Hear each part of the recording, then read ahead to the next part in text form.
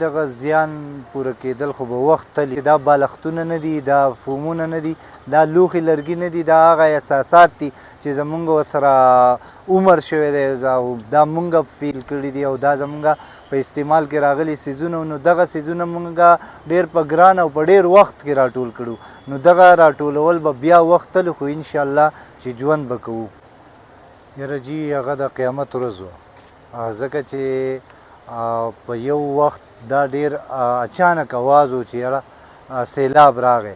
نو دغه اواز سره بیا خپل بچي محفوظول، خپل زنانه محفوظ مقامات ته وړل، او بیا که ستا سره لږ ډېر سرمایه هغه ځای ته رسول، نو دا ټول کارونه په یو وخت نه ممکن.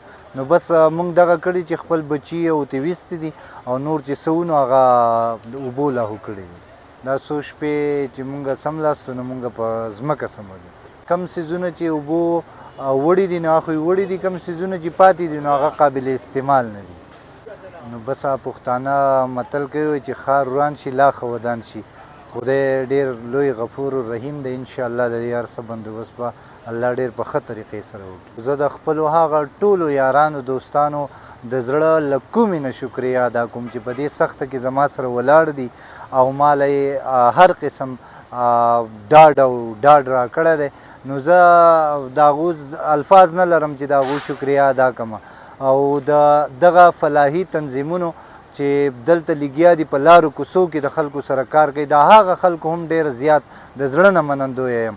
خو دا حکومتي چارواکي چې دي نو هغه تر اوسه پورې ما نه په خپله محله کې لیدلی دي، نه مې په خپل کور کلي کې لیدلی دي، او نه زمونږ نه چا تپوس کړی دی علاوه د یو زمونږ د زوی د ناظم صاحب نه. وایي وطن نړېږي زه یې ګورم، اوس مې د خدای په چارو نه رسي مینه. نو دا حالات چې سړی ویني خفه کېږي، خو زمونږ د وس نه بهر خبرې دي.